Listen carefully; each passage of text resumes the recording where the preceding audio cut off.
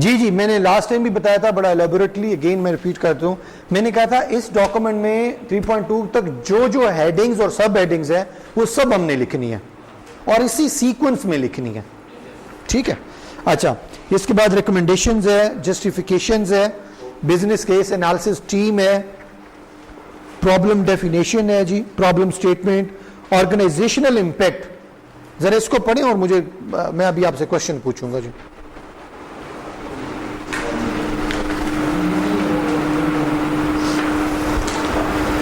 Organisational impact, ये जो तीन बैठे हुए हैं, मैं आप लोगों से ये क्वेश्चन करूंगा जी, और भी किसी से कर सकता हूं लेकिन इनसे जरूर होगा जी।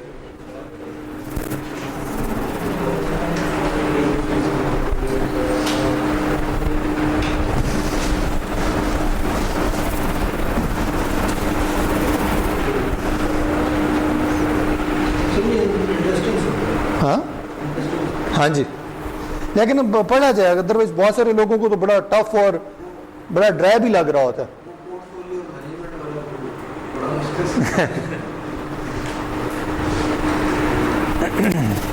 देखें देखें शाबाश शरीफ।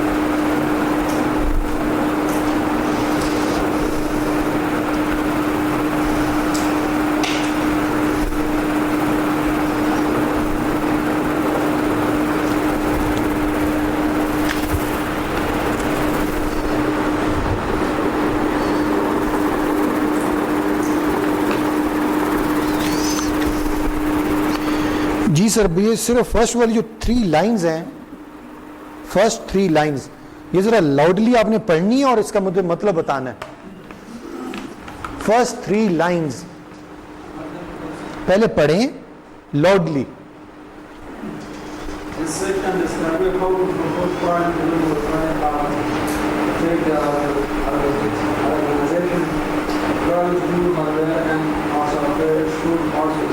ये कहाँ पढ़ रहे हो तुम? सर ग्रीन को छोड़ के अभी तो आपको ये नहीं पता चला डॉक्यूमेंट में पढ़नी है हमने कौन सी चीज है। ये जो जहां पे लिखा हुआ ना ब्लैक कलर में, the WP project will impact,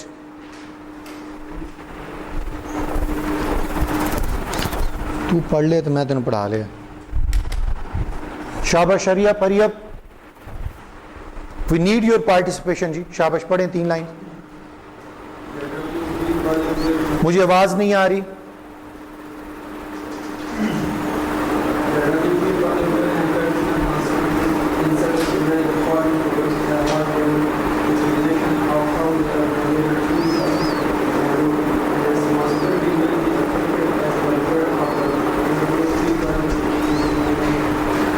क्या मतलब?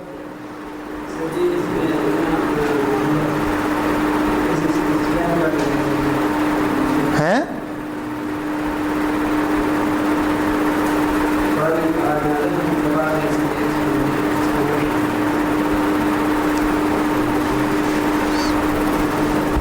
कौन बताएगा जी? हाँ बताएं। फर्स्ट 3 लाइंस पहले तो लाउडली पढ़ें जी, रीड करें, रीड रीड रीड।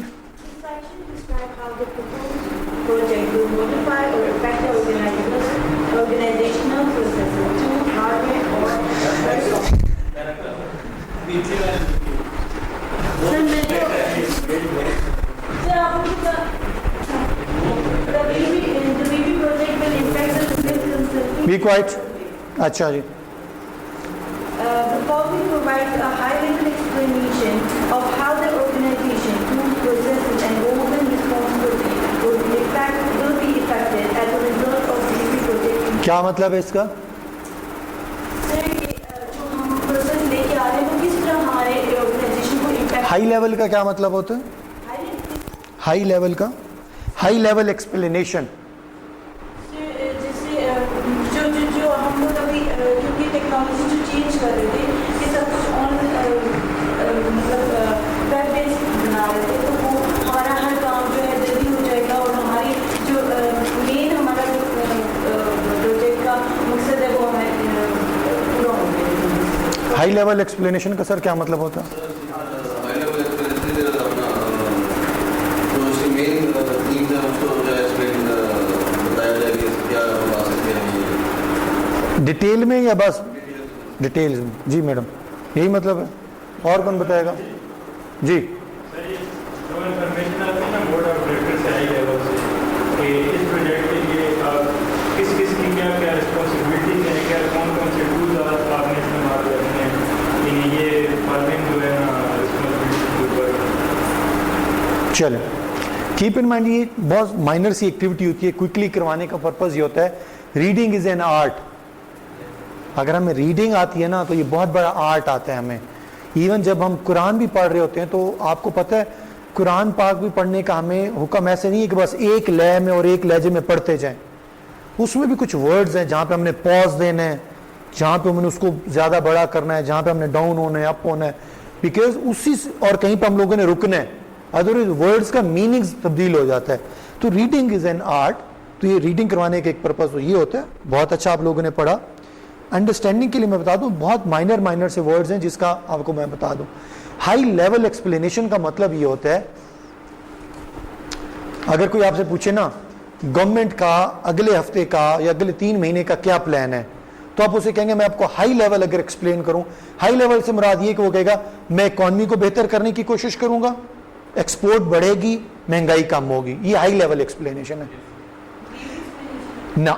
ब्रीफ क्या होती है? ब्रीफ एक्सप्लेनेशन ये होती है कि आपने कहा जी फॉर एग्जांपल महंगाई कम होगी, तो ब्रीफ ये है कि आप मुझे इसका पूरी डिटेल दो, कैसे कम करोगे, प्लान क्या है। हाई लेवल का मतलब होता है बर्ड आई व्यू, बस आप ऐसे क्विकली बता रहे हैं, ये हाई लेवल है। हाईलाइट करना, एग्जैक्टली तो ये हाई लेवल है। तो अगेन ये बहुत माइनर सी टर्म्स हैं जो हमें टेक्निकली बहुत अच्छे से आइडिया होना चाहिए। एनीवे तो अच्छा, ऑर्गेनाइजेशनल इंपैक्ट, इसका मुझे ओवरऑल क्रक्स कोई देगा इस हेडिंग का, कि इस हेडिंग में हम डिस्कस क्या करते हैं, पहले तो ये कोई बताए। शाबाश शाबाश, रेज योर हैंड। 1 2 3 4 सर। और इसमें ये बताया कि प्रोजेक्ट इसके बाद हमारी जो ऑर्गेनाइजेशन है, इसकी जो स्टाफ है, जो टूल्स इसमें इस्तेमाल होने हैं उसके अलावा जो रिस्पॉन्सिबिलिटीज नहीं आएंगी, पुराने मेम्बर्स के जो चले उस बारे हो जाएंगे, कि उसको नई ट्रेनिंग करा के ये टूल इस्तेमाल करना सीखा, इससे जो इम्पैक्ट है। एक्सीलेंट, बिल्कुल ऐसी है। ऐसी है जी जैसे 22 लाहौर की दोबारा मैं एग्जांपल कोट करूंगा। 22 लाहौर का जब ऑनलाइन सिस्टम इंप्लीमेंट होने जा रहा था तो उस वक्त हालांकि प्रोजेक्ट मैनेजर और अपेरेंटली तो हमें यही लिखना चाहिए ना, आपकी रिक्वायरमेंट है कि पूरा सिस्टम मैं ऑटोमेट कर दूं, मैं ऑटोमेट करने जा रहा हूं, आप रोल नंबर इंटर किया करेंगे, पूरा रिजल्ट कार्ड सामने आ जाया करेगा। क्लर्क या जो भी बंदा है वो सिर्फ उसका प्रिंट निकाल सकता, उसमें चेंजेस नहीं कर सकता। आपने ये मुझे कहा, मैंने आपको बना के दे दिया। बट उसमें organisational impact in a very important thing. Organisational impact की सीन या स्टोरी ये होती है, कोई प्रोडक्ट, कोई ब्रांड, कोई चीज लॉन्च करने से पहले ऑर्गेनाइजेशनल इंपैक्ट या आपका सोशल इंपैक्ट जरूर देखा जाता है।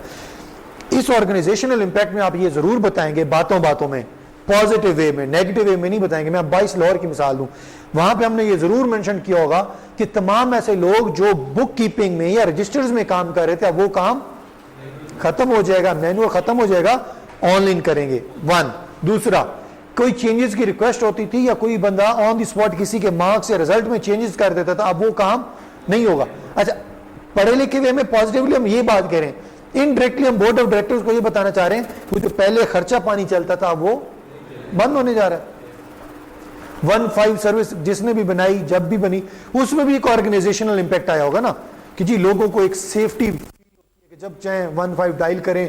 अब फॉर एग्जाम्पल मैं किसी सिटी में ट्रैवल कर रहा हूं, मुझे वहां पे कंसर्न पुलिस स्टेशन का नंबर नहीं पता, it's a big challenge, number कहां से ढूंढूं। 1.5 आपकी एक नेशनल हेल्पलाइन बन गई है। तो ऑर्गेनाइजेशनल इंपैक्ट में एग्जैक्टली हम वही देखते हैं कि इस प्रोजेक्ट का जब इंप्लीमेंट करेंगे तो आपके ऑर्गेनाइजेशन पे इंपैक्ट क्या आएगा। कीप इन माइंड, ये इंपैक्ट सिर्फ फाइनेंशियल नहीं होता। सर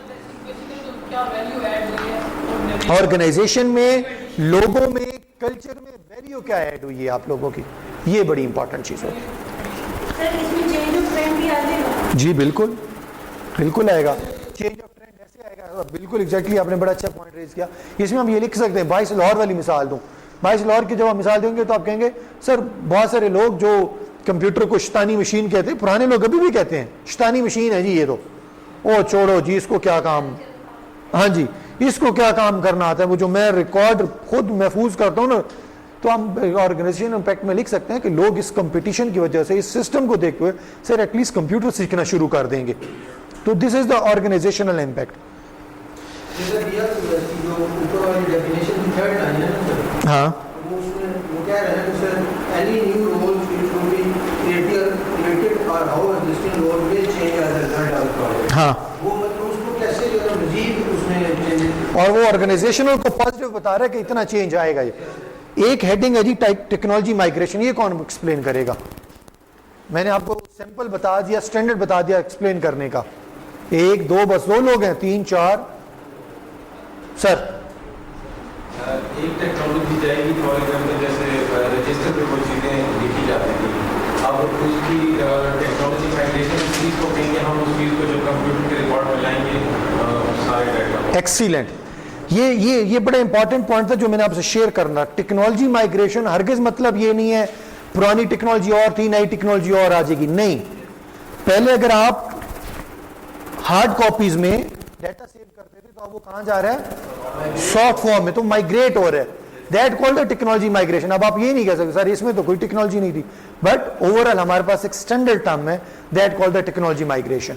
अटेंडेंस पहले रजिस्टर में लगाते थे, अब बायोमेट्रिक लगा रहे हैं, लेकिन पुरानी जितनी रजिस्टर वाली अटेंडेंस है उसका भी कंप्यूटर में रिकॉर्ड रखें, that is a technology migration. One, दूसरा पर्सपेक्टिव ये कि टेक्नोलॉजी चेंज होगी, पहले आप रजिस्टर पे लगा रहे थे, अब आप बायोमेट्रिक मशीन पे लगा रहे हैं। हाँ, this is the technology migration. कुछ डाटा लेना कि पुरानी टेक्नोलॉजी नई टेक्नोलॉजी के साथ कैसे इंटीग्रेट। जी एग्जैक्टली। सर कुछ डाटा पहले भी उनके कंप्यूटर्स में था, तो वो भी अब नए वेब प्लेटफॉर्म पे और वो भी टेक्नोलॉजी माइग्रेशन है। ऑनलाइन नहीं था। शाबाश, देखा आप लोगों को। अब कंपेयर करें जी फर्स्ट डे वाला अपना कॉन्फिडेंस और आज का कॉन्फिडेंस, हाँ बड़ा इंशाल्लाह बड़ी इंप्रूवमेंट आएगी जी।